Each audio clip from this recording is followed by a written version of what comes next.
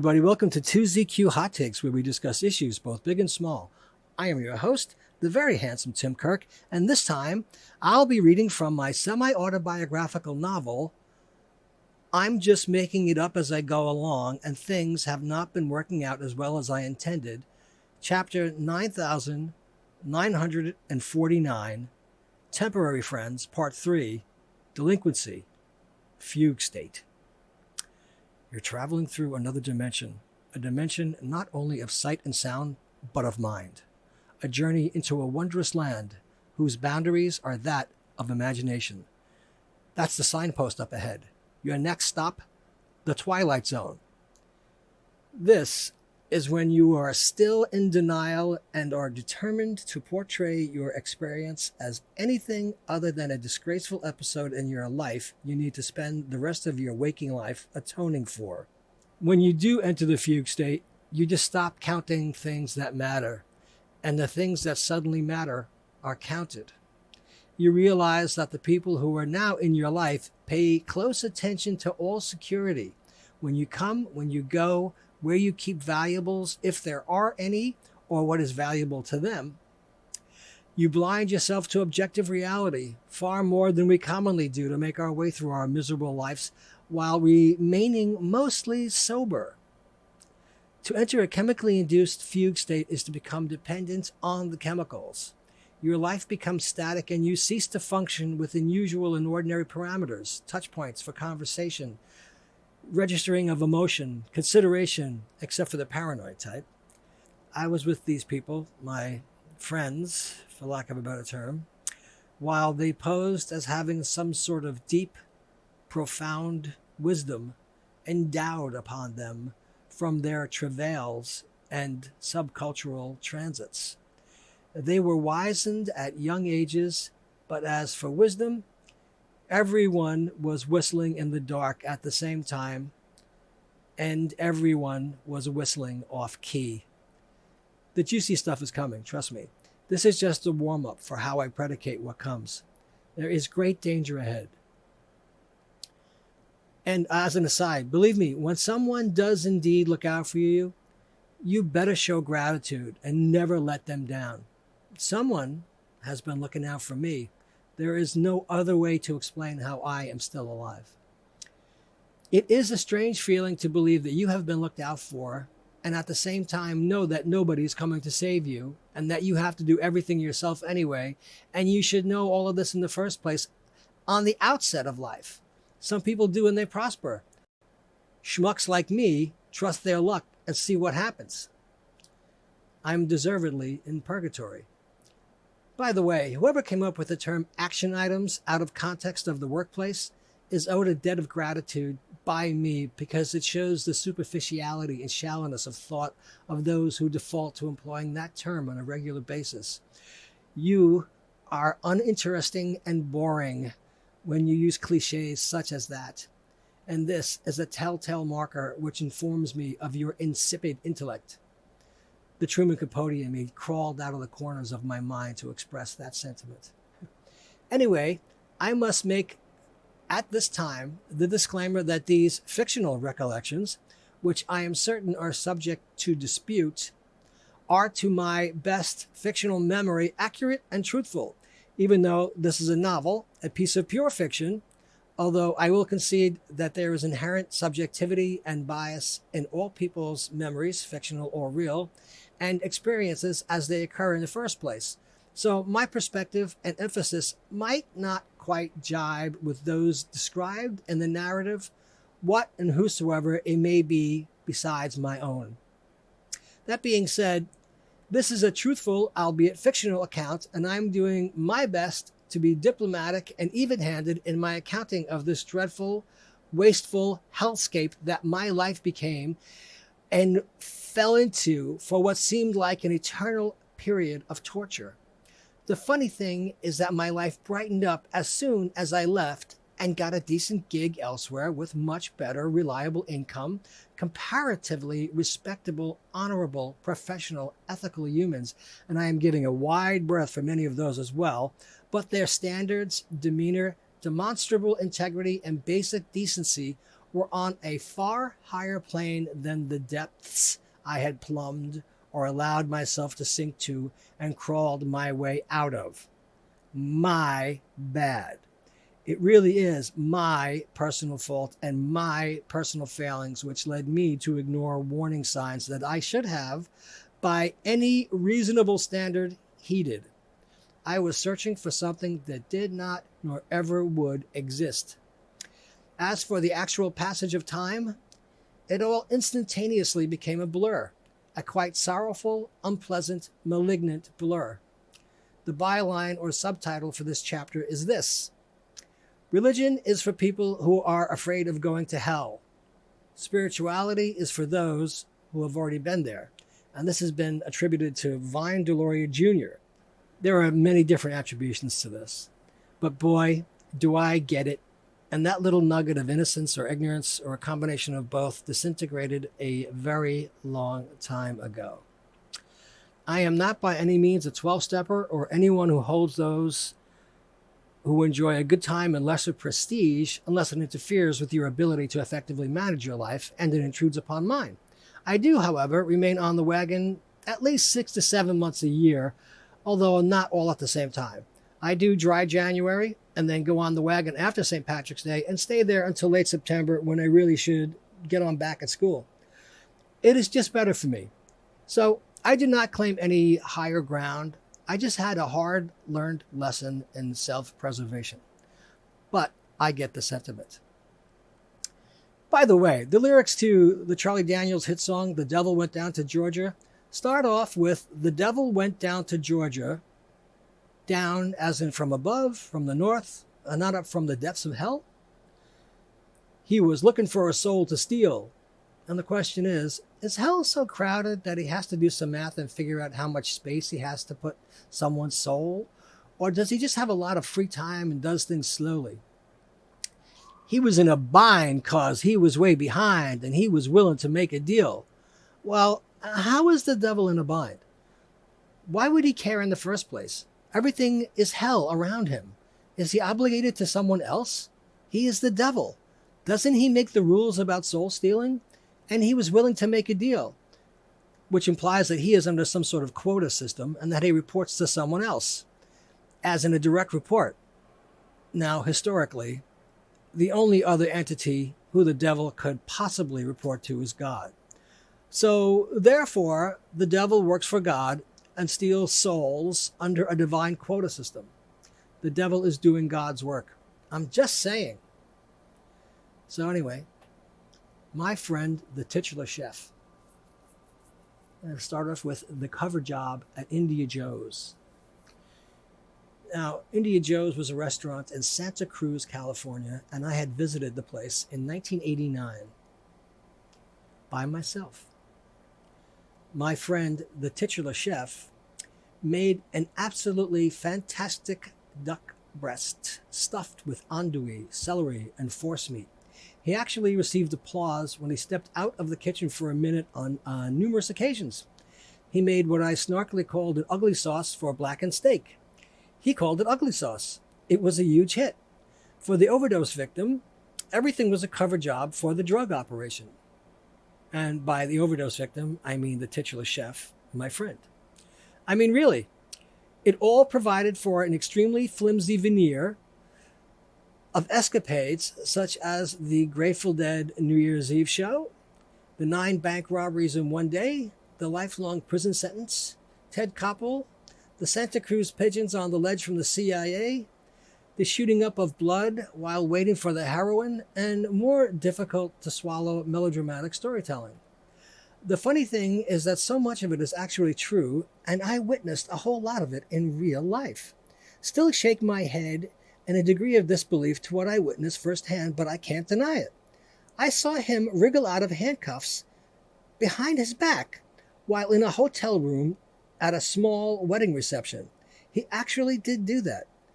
I took a lot of what he said and reacted to what he said, like everybody we were with a lot of the time, with a jaundiced eye, but son of a bitch, he actually did it. Couldn't believe it, but he did it. And he matter-of-factly said he could do it and was disbelieved until he did it.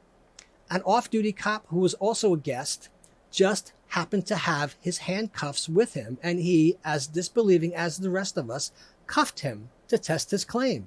And he did it in a few seconds right before our eyes. We stood there with our jaws dropped. He actually wriggled out of handcuffs. Son of a bitch. And he did not share with many of the others very special, private, illegal, felonious, self-destructive things he shared with me, and I engaged with him. Oy.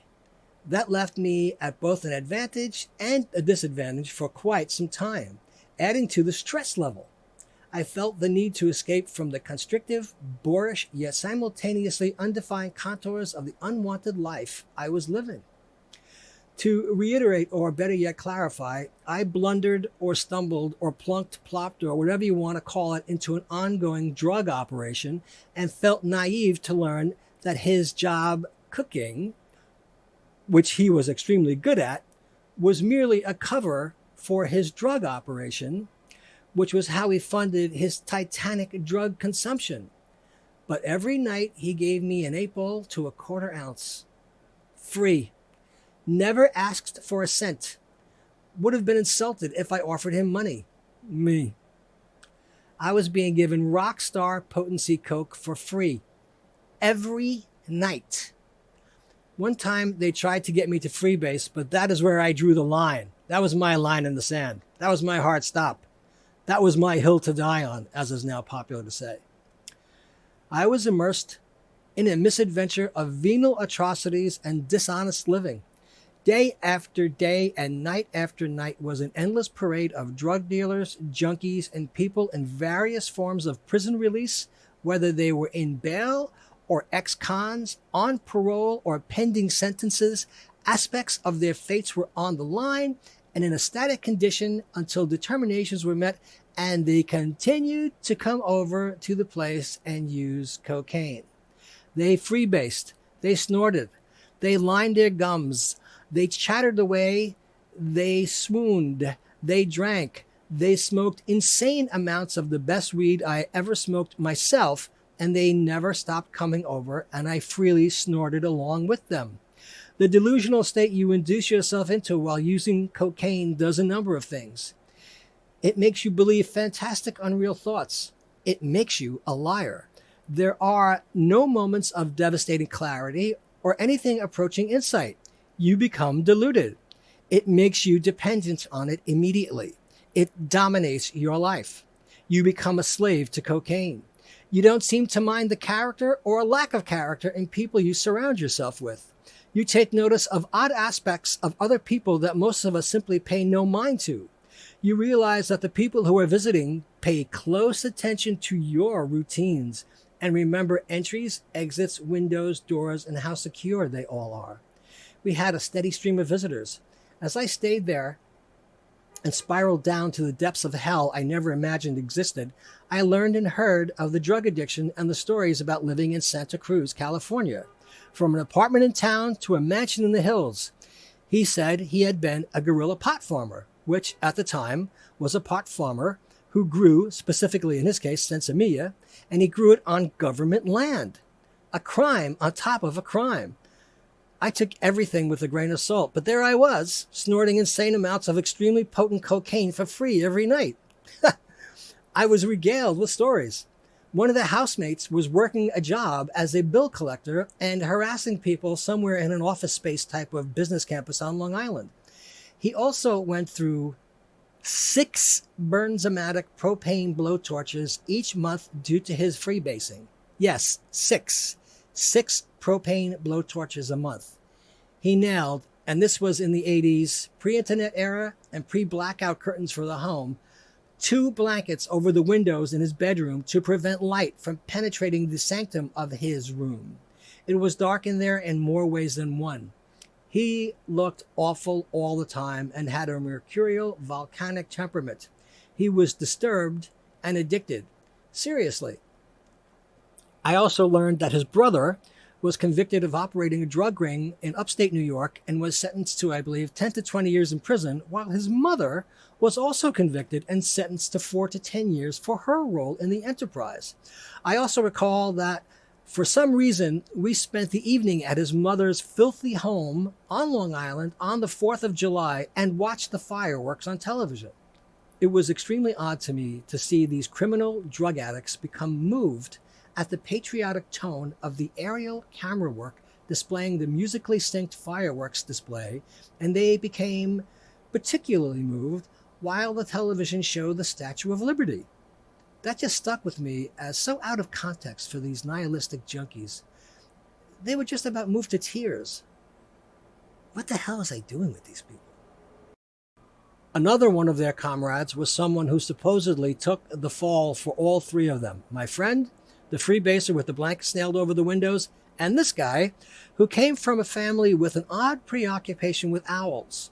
Owls! We went to his parents' house one day and they had taxidermist stuffed owls all over the house. That was, to say the least, very strange. Owls, large and small, dead, stuffed, in cages and clamped to wrought iron railings, on top of cabinets and sitting on tables. Owls.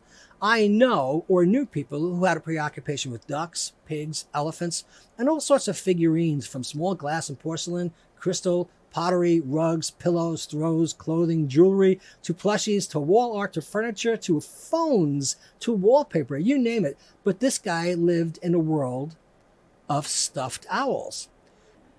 I was told that this guy took the fall for selling 40,000 hits of acid to a federal law enforcement agent outside of a Grateful Dead concert somewhere upstate and was convicted, sentenced, and served 3 years on, I think, a 19 to 25-year sentence. There were vague references to prison rape as well. The guy's personality put me in mind of the drug-addled offspring of a number of characters played by the legendary actor Fred Clark. You might remember him as Mr. Babcock in Auntie Mame. Try to think of a slightly watered-down ex-con drug addict version of him with non-stop suspicious, ultimately feckless hostility towards the human race. He was paroled and had to live with his parents, and I think they weren't too ethically code-bound either. Part of the condition of his release was that he had to attend law school for some reason. This guy was a heavier cocaine user than both of the guys I was living with, and he somehow managed to pass mandatory drug tests. And if he failed one, he would be instantly remanded back to prison to serve the remainder of his sentence. He had to be bribing someone somewhere along the line. He was a nightly visitor to the place we lived where the drug selling and using was ongoing. After my friend and the freebaser cut as much coke out of a $5,000 stash, it became worthless. About 80 to 90% was cut, and they knew they were in for some trouble, and quite uncharacteristically, went out to see Ferris Bueller's Day Off. I was not invited. I did not go along, and I stayed at the house. Somewhere between their going out and before the movie ended, the owl guy called up, and I answered. He was extremely angry. He told me that if I had anything of value in the house, I needed to take it out with me as I left because he was coming over to burn the place down. It seems my comrades knew they had run afoul of him, were quite aware of their cardinal sin, and went out to the movies to avoid confrontation, leaving me there, the naive dipshit that I was, to bear the brunt of the burden. Upon their arrival home, I related the story and the call and the threat. They tut-tutted and rolled their eyes. They had been working on a backup plan the whole time they were at the movies, so by the time they got home, they actually had a plan B and a plan C.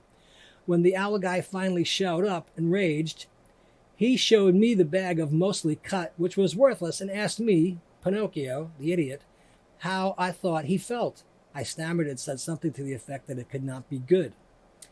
The other boys were reprimanded, and my friend wound up agreeing to be extorted into acting as a drug mule on a trip to and from Santa Cruz at harvest time. This was the fall of the same year.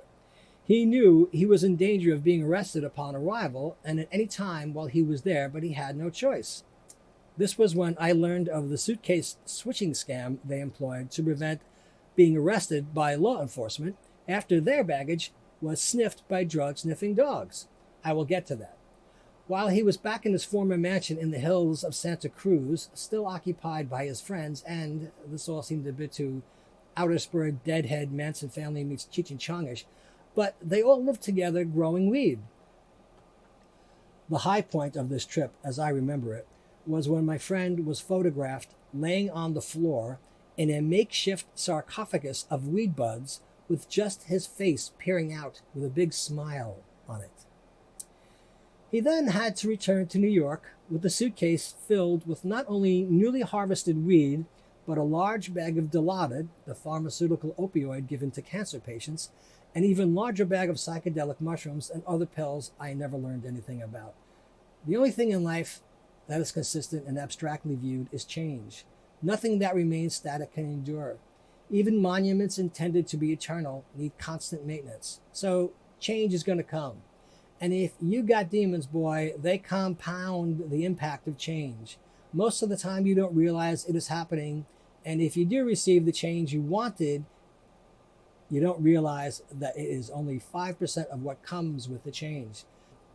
The rest is part of the watch out, you might get what you're after thing, because so much you have not anticipated or are equipped to deal with, it can be overwhelming.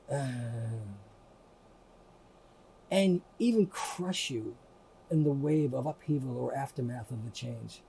I have seen that with smart, high-caliber, high-performing, well-intentioned people doing their best to manage their teams and advance their careers. I have also seen it with lowlifes who live for the next gratifying sensation. That, in my experience, has never ended well. And who wants to be mostly forgotten and only remembered as a fuck-up who could not control their basest desires? End of part 3. Part 4 coming soon. Thanks for listening. See you next time. And as the kiddies say, peace out.